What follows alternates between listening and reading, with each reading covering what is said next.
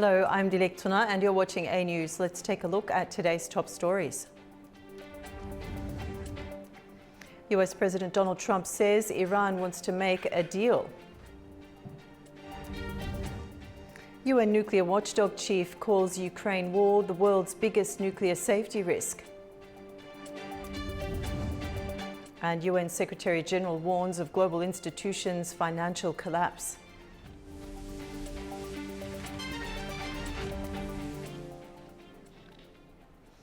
US President Donald Trump on Friday said that Iran wants to make a deal but gave no other details, saying we'll see what happens. He also warned Iran to return to negotiations over its nuclear program or face far harsher US action, while Tehran has threatened retaliation against the United States, Israel and their allies in the event of an attack. To float someplace, they might as well float near Iran, but it's a rough situation going on. So I stopped 837 people, as you know, last week from being hung. They were going to hang 830. It was all set. And I mean, I'm looking at the people behind me. They're saying, what kind of racing's a lot nicer than that. They were going to hang 837 people. And I told them, if you do it, you're going to pay a price like nobody's ever paid before. And they pulled back. I appreciated that. But a lot of people are being killed. So we'll see what happens. I can say this, they do want to make a deal. The United States has approved more than $15 billion in new arms sales to Israel and Saudi Arabia as tensions remain high across the Middle East. According to the Pentagon, the State Department cleared $9 billion in missile sales to Saudi Arabia, including 730 Patriot PAC-3 interceptor missiles. US officials say the deal will not alter the region's military balance or affect American defense readiness. Israel, meanwhile, is set to purchase 30 Apache attack helicopters, thousands of joint light tactical vehicles, and additional military equipment, totaling almost $6.7 billion. Congress has been formally notified of both arms packages. Nationwide protests erupted across the United States on Friday against the actions of the Immigration and Customs Enforcement Agency. Sparked by the agency's recent fatal shootings, demonstrators took to the streets in several cities. In Los Angeles, riot police formed a line outside the Metropolitan Detention Center. In Houston, protesters gathered outside an ICE detention facility, while in Washington, D.C., demonstrators called for accountability over the agency's actions and demanded it be defunded or abolished. The US government was heading towards a partial shutdown on Friday as Congress appeared unlikely to approve a deal to keep a wide range of operations funded beyond a midnight deadline. The US Senate passed a spending package by bipartisan vote of 71 to 29, but the House of Representatives is out of town and not expected to take up the measure until Monday, making a shutdown set to begin on Saturday. Last autumn, Republicans and Democrats clashed over health care, triggering a shutdown that lasted a record 43 days and cost the US economy an estimated $11 billion.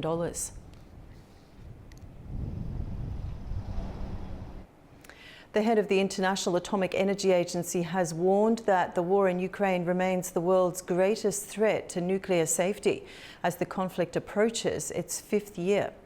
UN nuclear watchdog chief Rafael Grossi told the agency's board of governors that fighting around nuclear facilities continues to pose serious risks. He said the agency is providing regular updates on conditions at Ukraine's nuclear sites. Grossi emphasised the agency's role in preventing escalation, saying international oversight can help maintain stability and predictability during an ongoing war. The ZNPP, the latest, as you know, is that over the past months, I have negotiated together with Ukrainian and Russian counterparts 4 separate temporary ceasefire agreements between both sides for 5 separate repairs of the power lines connected to the plant.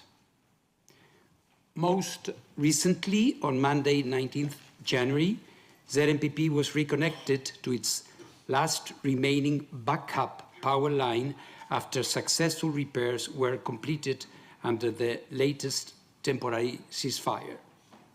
This 330 kilovolt backup line had been damaged and disconnected since 2nd of January, reportedly because of military activity. Freezing temperatures and power cuts are forcing Kyiv residents to rely on emergency heating centres as Ukraine braces for one of the coldest stretches of winter. At the same time, a fragile US-backed pause in attacks on energy infrastructure is offering brief relief. As freezing temperatures grip Ukraine's capital, Kyiv residents have been seeking shelter at emergency heating points set up across the city to help people cope with power cuts and extreme cold. In the Desnyansky district, a school heated by a mobile boiler became a refuge. Volunteers handed out hot meals to long lines of people, including railway workers brought in from the eastern town of Kupiansk to help repair damaged infrastructure. We came to help the city of Kyiv. We are restoring water supply, heating networks. In short, we are doing auxiliary work on heating communications.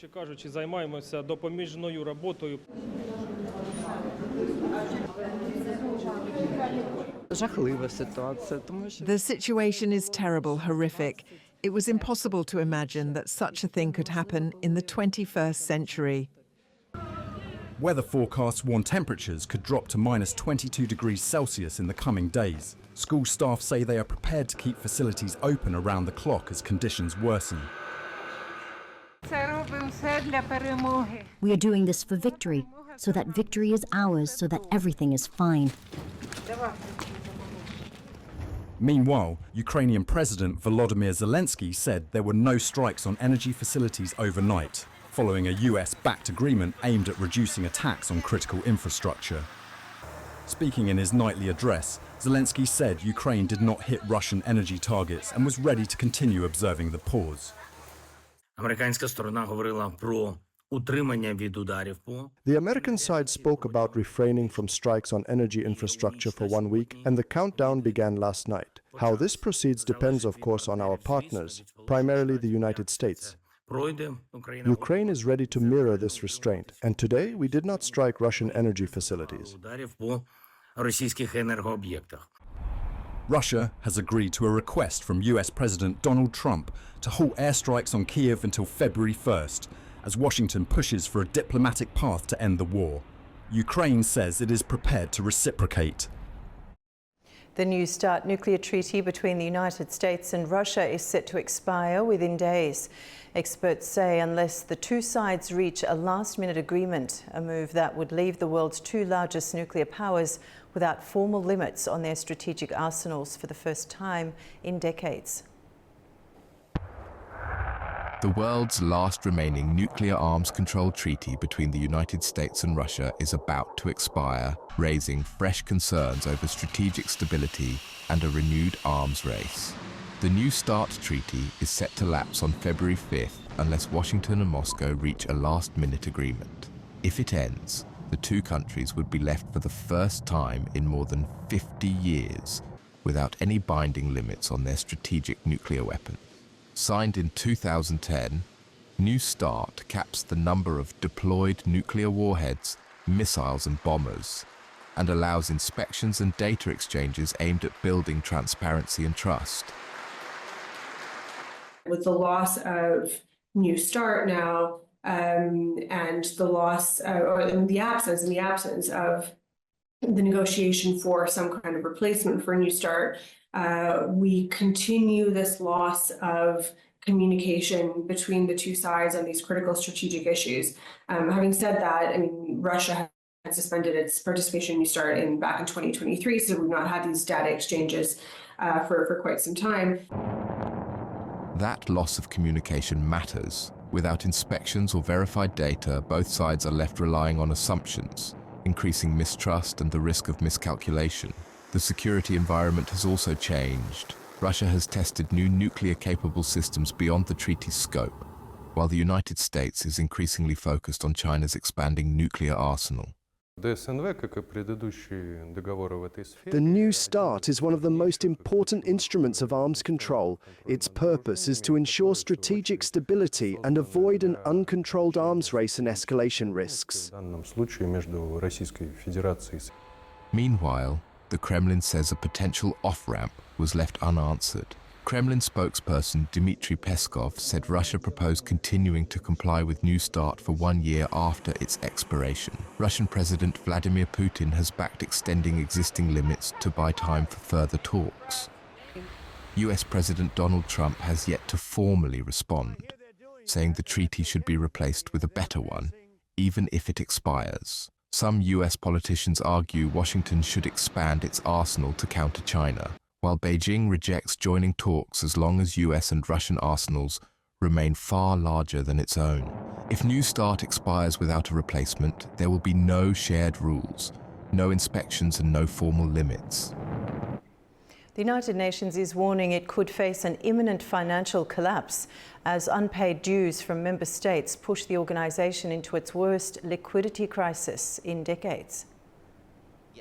The United Nations says it is running dangerously low on cash, warning that long-standing funding problems have now reached a breaking point.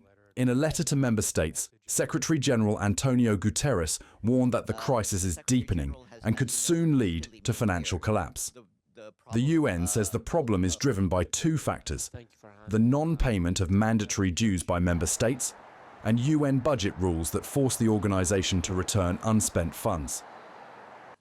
The Secretary General has, as you know, repeatedly made clear the problem both of non-payment of dues by member states and the related problem of the UN being forced to repay member states for budget expenses that it does not budget money that it does not spend, so those two factors have put us on an unsustainable trajectory. The Secretary-General had already warned last November that returning nearly $300 million in budget credits would trigger a liquidity crisis this year, a warning the UN says has now become reality. Although more than 150 member states paid their dues last year, we ended 2025 with a record $1.56 billion in outstanding dues, which is more than double that of the previous year.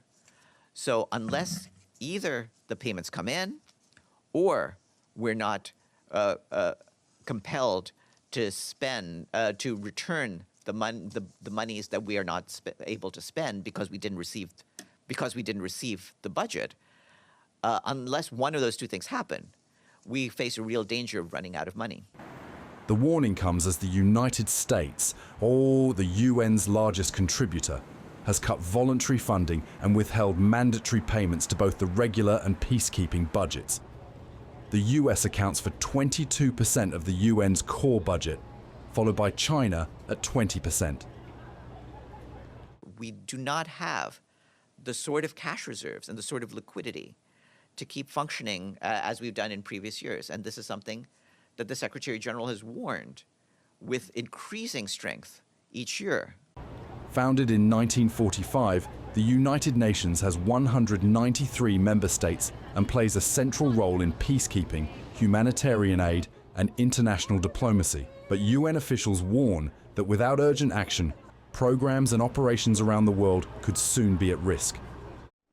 The European Union and India have agreed to a historic free trade agreement, a pact expected to significantly deepen economic ties between two of the world's largest economic blocs. From India's perspective, this deal could reshape trade flows, investment and strategic partnerships, but it also brings important questions about domestic industries and regulatory alignment. To unpack, let's bring in our guest, Umesh Kumar Agarwal. He's a founder and editor at India Chronicle IN and a geopolitical and geoeconomics analyst joining us from Chennai, India.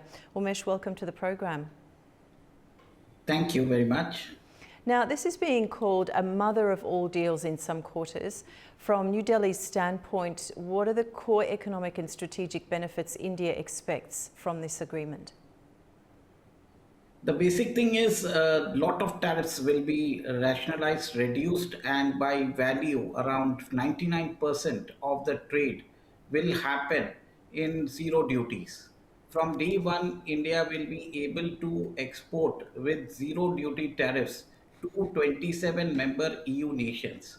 and it is likely to benefit our textile sector, leatherwares, and gems and jewelry, marine exports, engineering goods, and even the IT services. Trade between India and EU right now stands to be around $200 billion approximately. And this deal will actually help both the countries, both the blocs, both India and EU. And one more thing right now which is happening is, along with the free trade agreement, India and EU have signed strategic defense partnership as well. So what this implies is the EU is looking for enhanced defense cooperation with India that includes technological transfer from European Union to co-production and co-development of weapon systems. Also, it is very much imperative that the cracks in the NATO is happening. The transatlantic alliance is not going to be working as it is right now. And Germany is being asked by America to take the mantle as well. And one more thing, America has mandated that all NATO members have to increase their defense budget from 2 to 5%, which has prompted EU to develop its own defense industry that is worth around $150 billion. And India emerged as a key player and like a key weapon supplier to EU after this pact. Also, one more thing, this will also cement the position of India and EU to establish a non-American, non-China, world-centric geopolitical world order. And it is very much imperative if you see how Ursula von der Leyen and Antonio Costa were very much welcoming these remarks. And it is a win-win partnership for both India and EU. This is what I believe. Okay, and Umesh, going back to the trade agreement, the EU has high standards on goods, services, data and labour protections. How does India balance the need to meet these standards while protecting domestic policy space? India has been constantly upgrading its laws and all the things according to international standards. If you see the carbon border adjustment mechanism, which has been a potential confrontation point, India is also changing the rules, and we are also promoting carbon-free emissions in our industry as well. Apart from that, rationalization of labor laws, and also one more thing, international accreditation, accreditation. Also, the thing is the trade agreements will be enforceable. So what India is trying to meet the EU standards, and this speaks a lot of things. And also one more thing, if you see, apart from EU, Australia, then UK, New Zealand have already signed trade deals with India. So this means that India is actually has amended, or it has changed its laws according to international standards. Even Mark Carney, the Canadian Prime Minister, is scheduled to visit India in March, and he is also looking to ink $2.8 billion uranium deal, and also he has offered India the supply of critical raw materials and natural gas. So if you see, ma'am, this 4 countries of the Anglosphere, the Five Eyes, have actually signed a trade deal with India or in the process of signing it, apart from the EU bloc. So this leaves only America, which has imposed sanctions on India, as it has been left out. And America is lamenting that whereas they had been punishing India to buy the Russian crude oil, discounted Russian crude oil, EU has smartly done a deal with India. So this has caused a lot of heartburn in the American administration as well. Okay. Umesh, my last question to you. Now, trade liberalisation often triggers adjustment costs. So which Indian sectors stand to gain the most, and which are likely to face toughest competition from European imports? See, the best thing which will happen is the Indian textile exports to EU will increase. Right now it is around $7 to $8 billion. And India was at competitively disadvantaged due to this, because Bangladesh and Pakistan, Sri Lanka and Vietnam were charged at 0% tariff due to EU laws, which they qualified as a least developed country. the tariff on India was around 12%. After this trade deal, the Indian exports to EU in textile sector will increase. Leatherware industries will get the boost. Our gems and jewelry, marine exports, and also our IT services and engineering and medical equipments also will actually benefit India. From the EU point of view, EU cars in India will become economical also. The tariff will be reduced from 110 to 40%, and it will be reduced to 10%. Wines, the duties on wines are also being reduced. And also, if you see, 99% of the value of goods and services will come into zero duty as soon as the deal is signed. And one more thing, India's the skill mobility, the Indian skilled personnel and students will have greater welcoming by in EU as well. So this is a very important aspect that is going to help India. Umesh, thank you so much for joining us. It was a pleasure talking to you. Same here. Thank you very much. And now we'll take a look at the major stories from the region. The US is considering lifting long-standing trade limits that still apply to several Central Asian states. Our correspondent Fariza Kalimurzina has the details from Almaty. The United States is moving toward lifting long-standing trade restrictions affecting Central Asia, signaling a possible shift in economic relations with the region.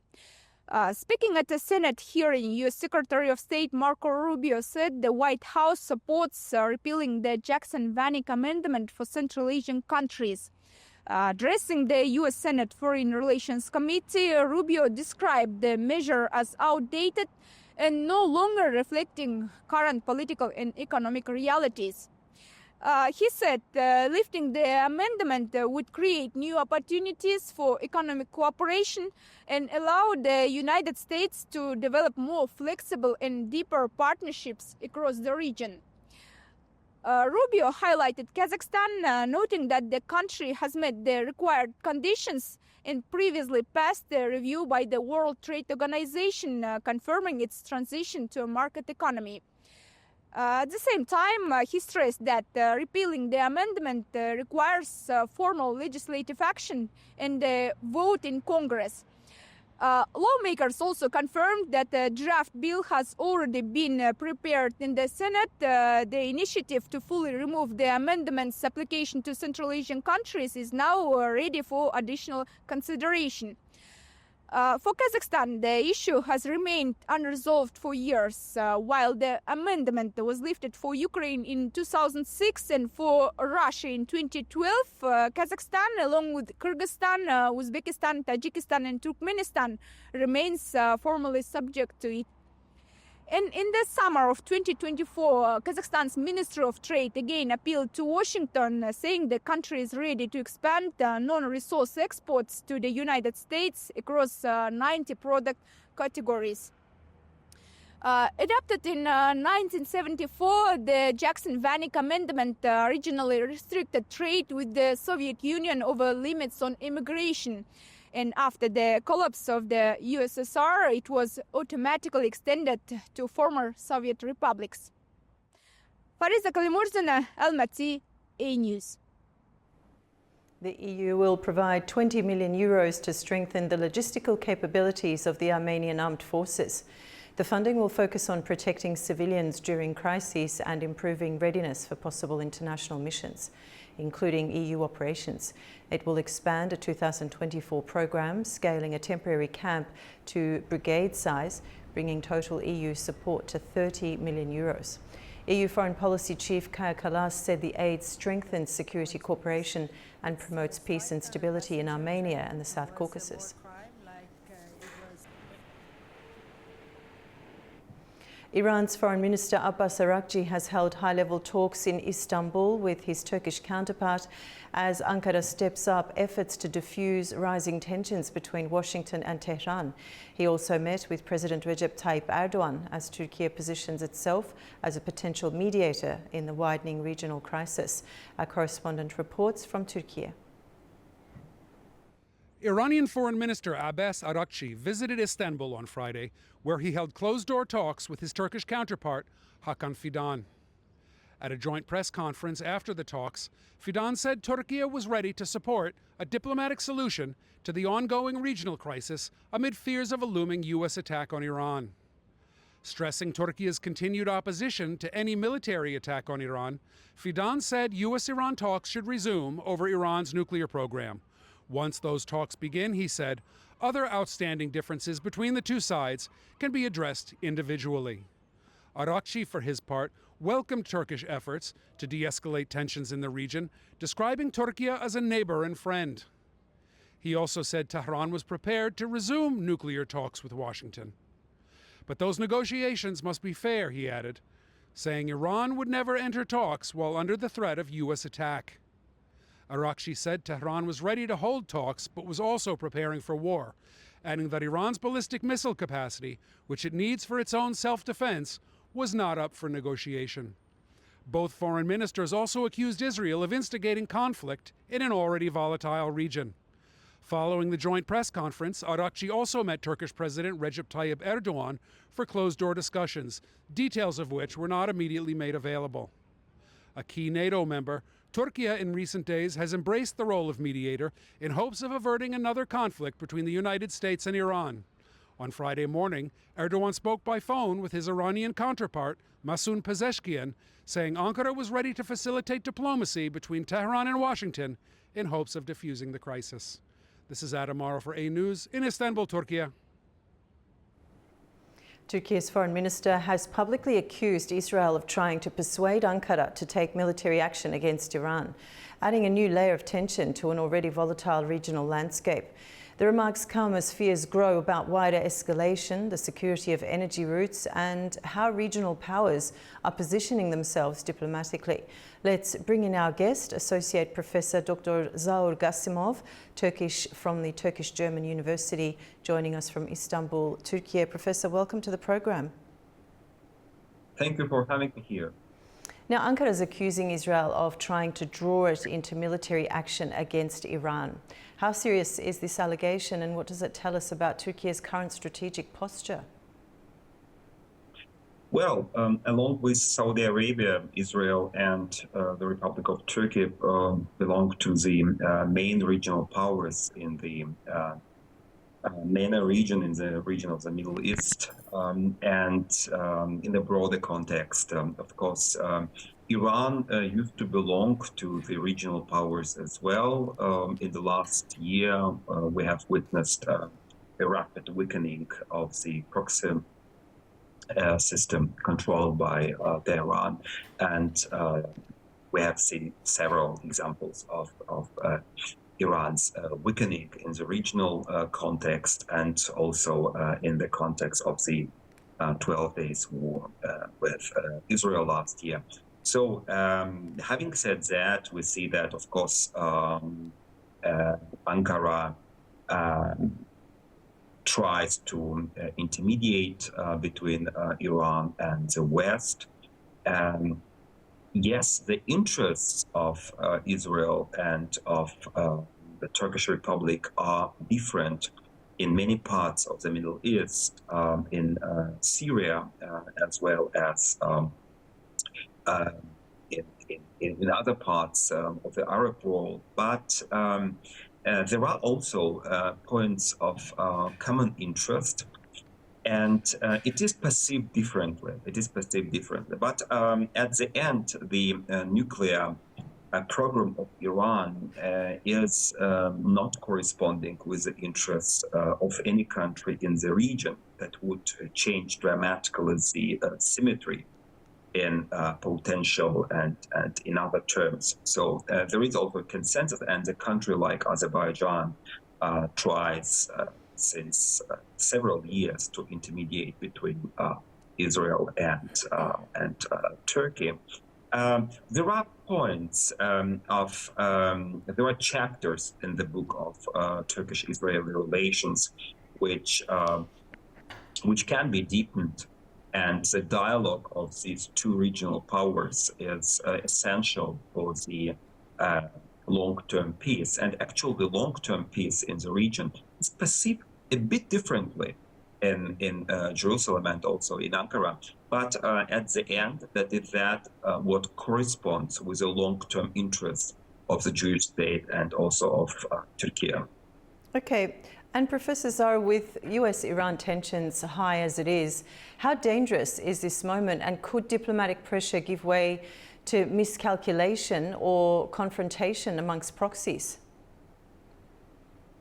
Well, that's a very good, very difficult question. And here we see difference in the interests and in the perceptions in Israel and in Turkey. Well, a military strike against Iran, eventually regime change in Tehran, would mean the final dissolution of that what the Iranian clergy used to call Mehter-i Muqawemat, the acts of resistance, containing of Iran itself and also of proxies like Hezbollah and Amal parties in the Lebanon, in Syria and in Iraq and so on. So this proxy system was, to a large extent, not brought to disappearance, but strongly, heavily dismantled in the last year by direct military operations conducted by Israeli military forces. But Iran and the political orientation of the Islamic Republic of Iran remained actually the same. And that is perceived by Israel as a menace for the very existence of the Israeli state. On the other hand, Turkey is a neighbor country of Iran, having a quite long border. What we have witnessed in the last years is the stable migration of Iranian citizens to Turkey. So it's not a large number of tourists visiting Turkey frequently, but also a large part of Iranians buying real estate and just moving to Turkey. So it's not only about the bigger cities like Istanbul, Ankara, Izmir, but it's also about provincial centers like Van and other parts of Turkey. So in case of a large-scale military operation conducted by US or by whomever, that would cause, or that could cause, a large wave of migrants and refugees. And Turkey is, of course, challenged by that. So what we could witness that huge numbers of Iranian refugees would try to enter the Republic of Turkey in the east. Okay, Professor Zar, we're a little short on time, so we'll leave it there. It was a pleasure talking to you. Thank you so much for joining us. Thank you. Thank you. With only 3 months remaining until the 13th World Urban Forum, a special information session was held for media representatives. Journalists and media executives took part in an in-depth briefing on WUF13 with a strong focus on the role of the media in the forum. Speaking at the session, UN Habitat Chief of Communications, Ekaterina Beskachina, said the World Urban Forum is the second largest conference of the United Nations. She noted that this year's forum will focus on housing as well as building safe and resilient communities. Beskachina also highlighted what is new for WUF 13, outlining the key expectations and priorities of this year's forum. So there is always something from the host in every World Urban Forum. They bring something new. And Azerbaijan is a very enthusiastic host. They are proposing a lot of ideas. One of the ideas that they want to realize is to have a high-level summit where they bring top people, top thinkers, political leaders to focus on the housing. So it is very important. Also, we would like to engage more private sector, startups, innovators to offer us innovative housing solutions. They can come and be part of the Urban Expo. So that is something new and interesting that is going to happen. Afghanistan's food crisis continues to deepen, with millions facing hunger and malnutrition. Now, a major new initiative aims to strengthen food security and help vulnerable families rebuild their livelihoods, with the United Nations Food and Agriculture Organization and the Asian Development Bank allocating $100 million for a new program in Afghanistan. Our correspondent Tamim Bahis has more. The Food and Agriculture Organization of the United Nations and the Asian Development Bank have allocated $100 million for Afghanistan to boost food and nutrition security and restore agricultural livelihoods across the country. The two-year initiative is expected to support more than 151,000 households, benefiting over 1 million people, including returnees from Pakistan and Iran, host communities and families affected by recent floods and earthquakes. Agriculture remains the backbone of Afghanistan's rural economy, but years of drought, natural disasters and limited access to markets have severely weakened the sector. Large-scale return movements from neighboring countries have added further pressure on already vulnerable communities. In 2026, an estimated 17.4 million people are projected to face acute food insecurity, with millions experiencing emergency-level hunger and high rates of malnutrition. Persistent drought and expected La Nina weather patterns are likely to worsen the situation. Since 2022, FWO says funding provided through its partnership with the Asian Development Bank has helped millions of Afghans restore crop and livestock production and stabilize food supply chains during a prolonged humanitarian crisis. Tamim Bahis in Kabul, A News. That's the news for this hour. Stay tuned to A News for more updates.